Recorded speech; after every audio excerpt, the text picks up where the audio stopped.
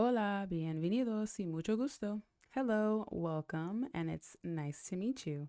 My name is Doña, and I'm here to shed some light on mental and emotional health topics. This week on social media, I discussed some topics that I would like to dive into further, and I'd like to share with you the science behind the topic as well as simple ways that you can implement it into your life. If you feel so inclined, I would really appreciate if you would subscribe to my YouTube channel. It's free and it's a really awesome way to support my channel, as well as giving this video a thumbs up like so that YouTube knows that you like it and so that I know that you like it, and also leaving a comment with your thoughts, questions, anything that you're curious about. So let's dive right in. The first topic that we're going to discuss is a breathing technique called Bhramari, Bhramari Pranayama. And essentially, this is a breathing exercise that involves buzzing or humming in order to stimulate your parasympathetic nervous system to help soothe you and calm you and release stress. I'm going to be using my phone so that I can show you the articles and data that I've collected on the topics that we're discussing. So, first we have this article titled Humming Simple Bhramari Pranayama as a Stress Buster, a Holter based study to analyze heart rate variability parameters during Bhramari, physical activity, emotional stress, and sleep. And I'll leave that there. The objective of this study was to understand the comparative impact of humming, physical activity, emotional stress, and sleep on several heart rate variability parameters, including the stress index or SI, and to assess the effectiveness of humming, simple Bhramari, as a stress buster based on the HRV parameters. So essentially, they chose these three different, what's the word, variables and wanted to find out what their impact was on heart rate variability, primarily the stress index that's included in heart rate variability. The findings of the study, and it was a very small study, it was 23 participants, but the findings were that humming generated the lowest stress index compared to all three other activities: physical activities, emotional stress, and sleep. Several additional HRV parameters also supported the positive impact on the autonomic nervous system, equivalent to stress reduction. The conclusions of the study were that humming, simple Bhramari, can be an effective stress buster based on the assessment of several HRV parameters during its practice and in comparison with other activities. So, what did they recommend? A regular daily humming routine can enhance the parasympathetic nervous system and slow down sympathetic activation, which essentially means that it'll allow your nervous system to take more time before it responds. I guess you could say like deeply or heavily to stress. So you're teaching your nervous system to manage stress better by not responding so heavily, so quickly. So now we ask ourselves, how can I implement this into my everyday life? I remember reading somewhere someone saying that if I can control my breath, I can control my life. And I absolutely agree. When it comes to a breathing exercise or breathing practices, it's really something that you have to practice consistently, whether you feel like you need it or not. Because the goal is for you to kind of default to that response when your body actually needs it. So, something as simple as coming to a comfortable seat, eyes closed or not, people around you or not. The great thing about breathing exercises is you don't need any additional tools. So you would inhale through your nose, and as you exhale, you would hum.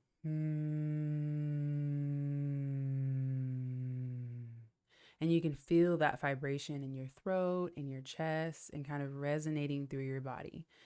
You can even hum a song. You can even hum a melody as you inhale. I don't know why Robo Reboke to my head, but You can even hum a melody. If there's a song that's in your head, or, a song that you find especially soothing, or a melody that you find especially soothing, you can even use that melody. I would encourage you to try to implement it 2 to 3 times a day, whenever you remember. Once you get into your car, and take 2 or 3 deep breaths. And on every exhale, you're humming. Once again, humming just that simply, humming a melody, humming a song. But see if you can encourage yourself to try to do it 2 to 3 times a day. And then really check in with yourself at the end of your day. If you can remember, when would have been a good time for me to hum? Maybe when that person cut me off in traffic, I could have used a hum right then. Or when my kid spilled something on the kitchen floor, I could have used a hum right then. And the purpose is just to kind of bring you down and help to settle you a little bit so that you're not reacting and responding so abruptly, maybe aggressively. You want to prevent yourself from getting to like level 10 anger, frustration, and things like that. So, this is where this practice could really help you. The next thing that we discussed this week was the science of gratitude. And I talked about how not thinking, but practicing gratitude is actually scientifically backed, and it actually does help you. So, when it comes to the science of gratitude, I checked out this article, and this is by mindful.org. And it says the science of gratitude.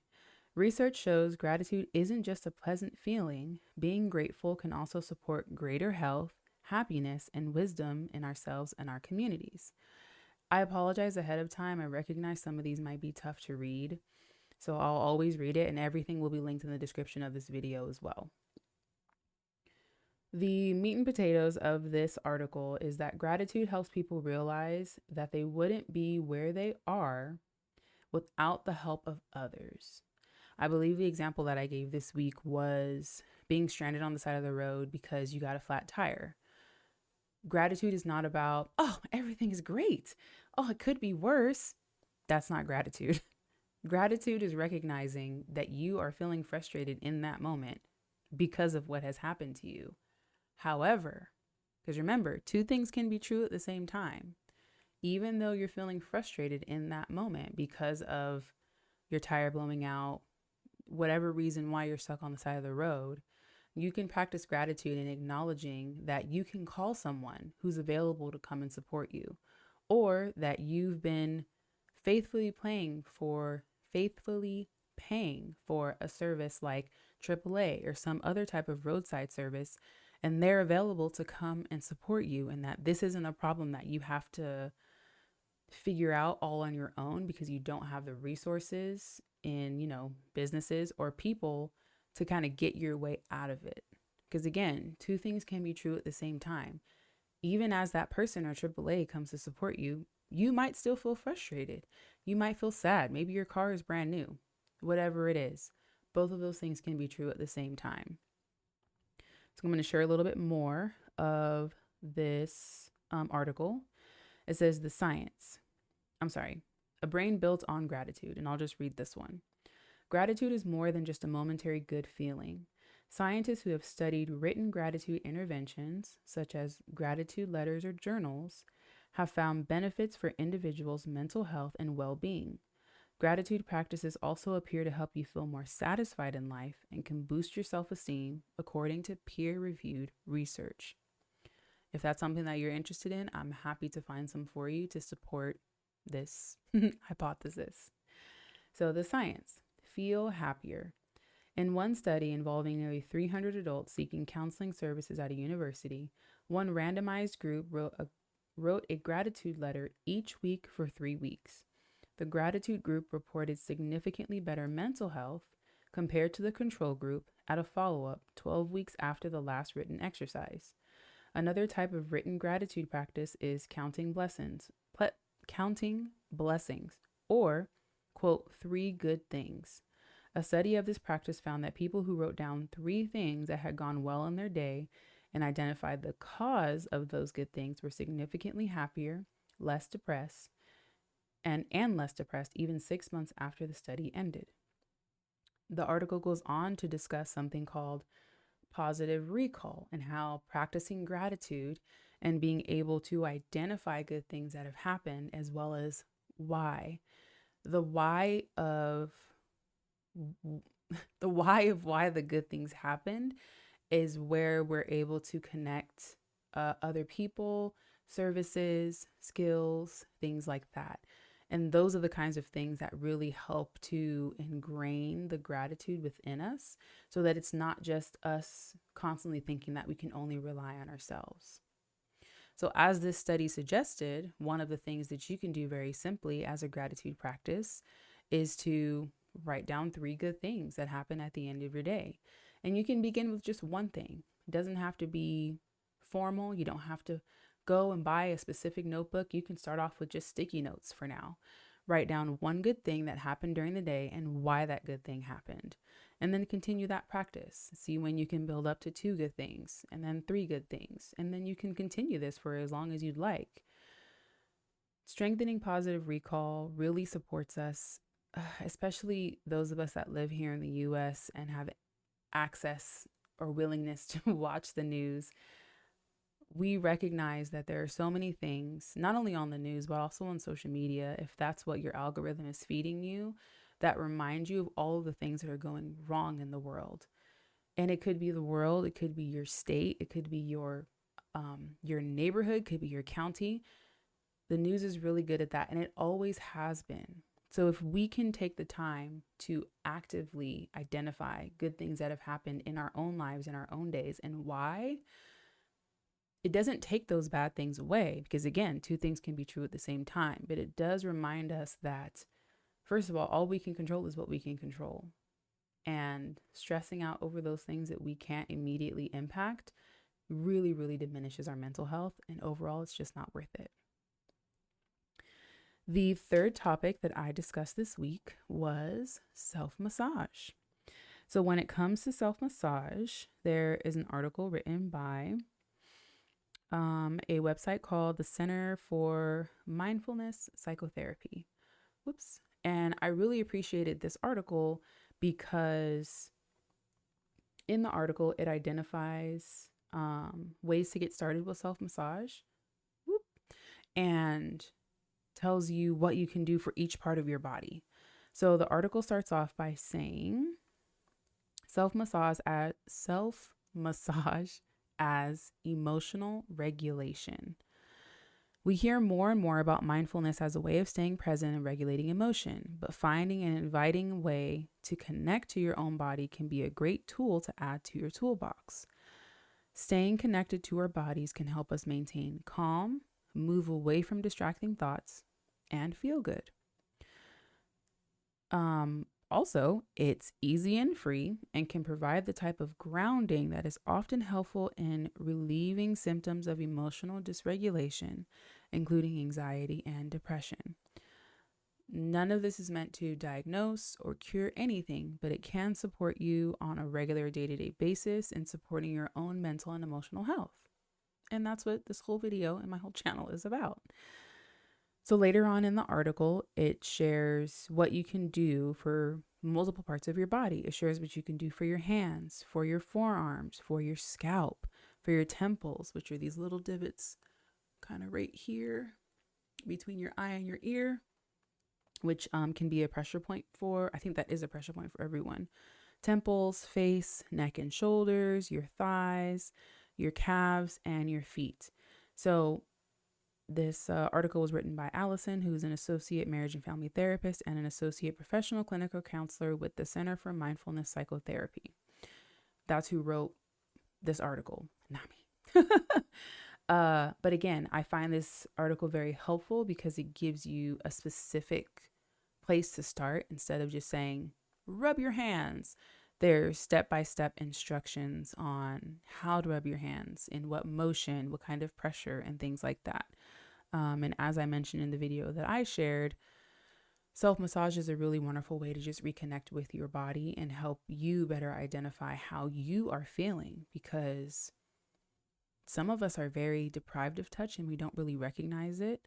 Um, it's not that touching ourselves seems taboo, but it almost seems like someone else is supposed to do it.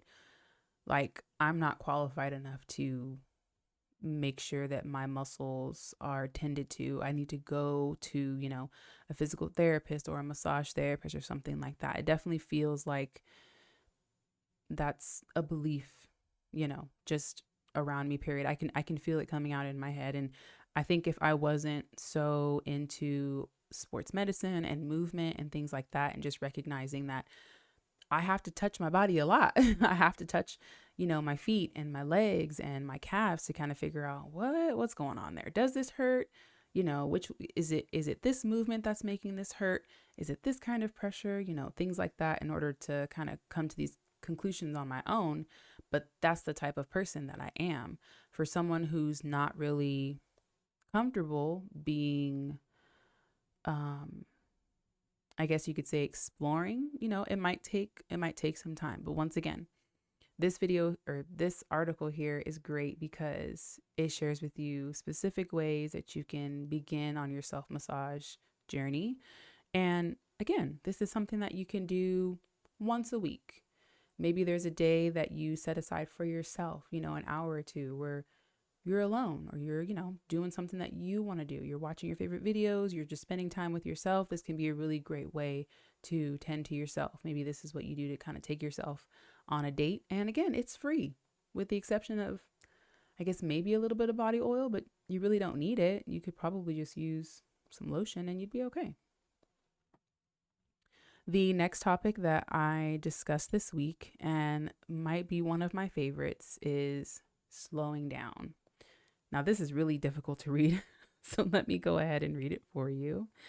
This is an article by Repose, and it says, "Slow is a skill. Relearning the art of moving through life without rushing."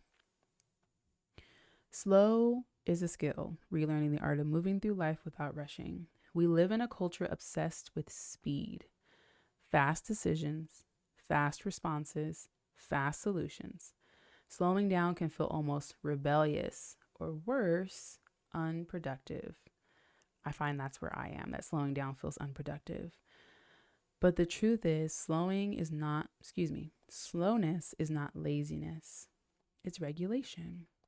So the article goes on to share some information on the addiction to urgency that we have, why stillness feels uncomfortable at first, and micro moments of presence. So this is the portion of the article that I'm going to read as a way to encourage you where to start.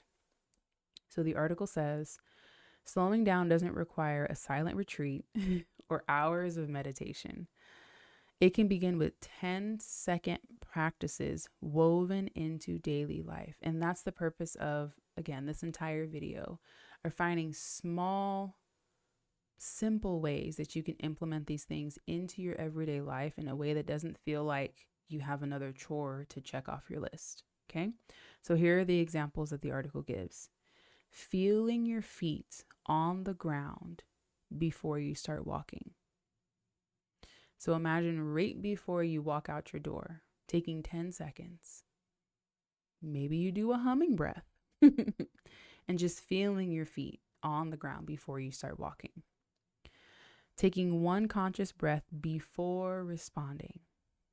That could be to an email, could be to a call, could be to a text message, could be to someone cutting you off in traffic, could be to something your child did, could be to a mistake that you made. Just take one breath before you respond. Pausing before the next scroll. This could be extremely helpful if you'd like to scroll less. Just pausing before you swipe to the next video.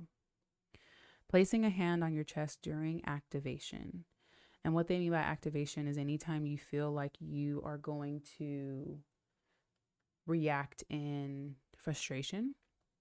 I think activation could also be excitement, because that still activates your nervous system. It doesn't always have to be frustration, anger, sadness, those types of things. It could be surprise. It could be excitement, just taking a moment to place your hand on your chest before you lean into that emotion. Noticing the taste of your first sip of coffee. And this actually leads beautifully into the next one. And then choosing one task at a time. I'm not sure if anyone has heard this, but multitasking is not a thing. We cannot actually do more than one thing at a time. We can switch tasks quickly, sometimes efficiently, sometimes effectively, but we cannot actually do two things, more than one thing at the same time. So if there are two things in front of you, choose to do one of them. Choose to be present with it. Choose to do it well. Choose to do it to the best of your ability before you switch over to that next task. Okay? I definitely invite you to check out this article. Again, I know it's really difficult to read right here. In the next section, what I'm not going to read, it says the nervous system learns through repetition.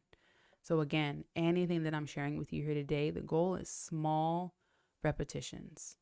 As many as you can, as often as you can, anytime you remember. If you have it written somewhere, maybe on your mirror in the morning, and you just go down the list, even if you just do each of them at that point, if you can, and then go forward from there. Your nervous system learns through repetition. Okay. Now, the last topic that I discussed this week was about taking the time to choose yourself and enjoy things in life and not get too fixated and wrapped up on depriving yourself because you have goals for your weight, or you have goals for your eating, or you have goals for this, and really focusing on adding things and not subtracting. So I found this really wonderful Black creator who made this I really need to make it, this really delicious recipe. It is come on, don't fail me now. It's a green tea, blackberry, and basil lemonade. The creator's name is, I believe it's Shakayla.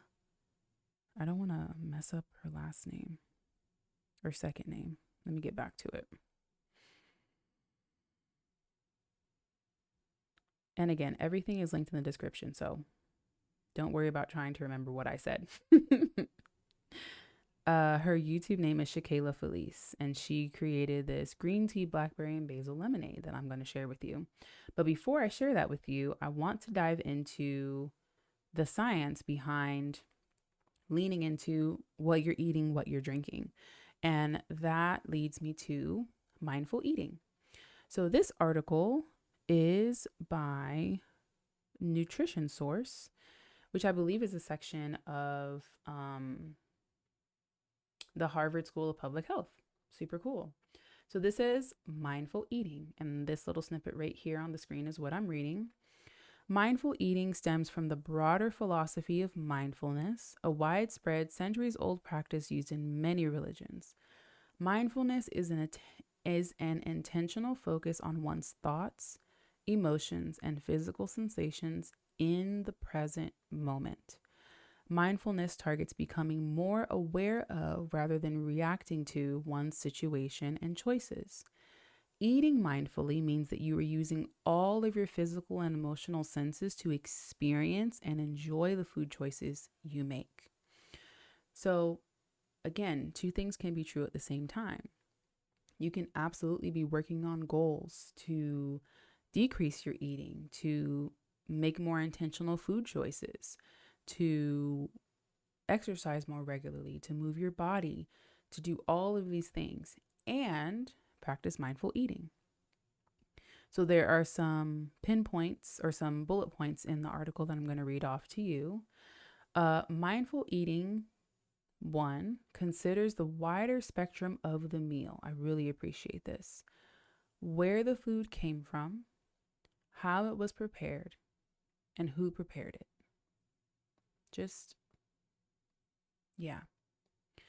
Mindful eating notices internal and external cues that affect how much we eat. How are you actually feeling while you're eating? Again, this means that you need to eat without being distracted. So hopefully you would eat, without a phone in your hand.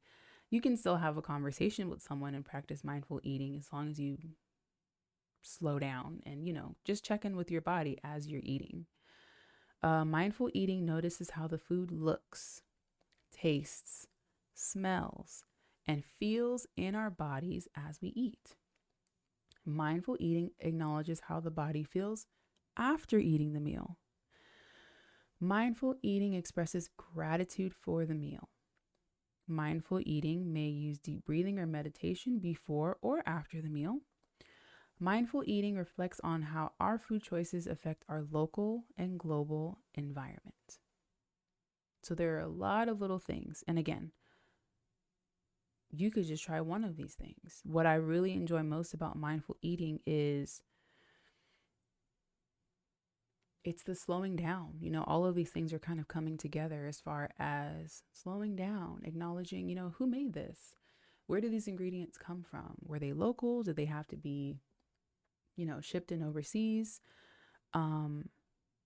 Being grateful for the hands that prepared it for you. You know what I mean? Whether it be a family member, whether it be your own hands, whether it be a partner, whether it be, the chef in the kitchen of the restaurant that you're at.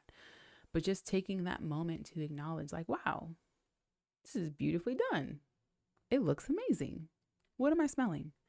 Am I smelling some citrus? Am I smelling some tomato? Am I smelling, you know what I mean? And again, these things aren't taking 20 minutes at a time where you're hovering over a meal and just sniffing it instead of actually eating it, but taking 10 to 15 seconds, maybe even 60 seconds to just acknowledge those types of things. And I believe that having something really yummy and delicious that some people call an indulgence, but it might not really be an indulgence. It might just be something that your body needs. Your body needs something refreshing. So give it something refreshing. I think would be a really amazing thing to enjoy mindfully. So this is the blueberry basil lemonade that I'm going to be linking below from the creator. Again, her name is Shakayla Felice. And I'll link her YouTube channel as well as, specifically to this beverage because it looks so good. And I'm going to make it and I'm sure it'll be delicious. I'm really excited. Anywho, folks, if you learn anything today, if you enjoy this video, once again, I would really appreciate if you'd subscribe to my YouTube channel, give this video a thumbs up like, and share a comment down below. What did you learn? And which of these practices do you think you will be implementing first? Once again, thanks for watching. Thanks for listening. Adios. Y I would say hasta mañana, but hasta luego. I'll see you later.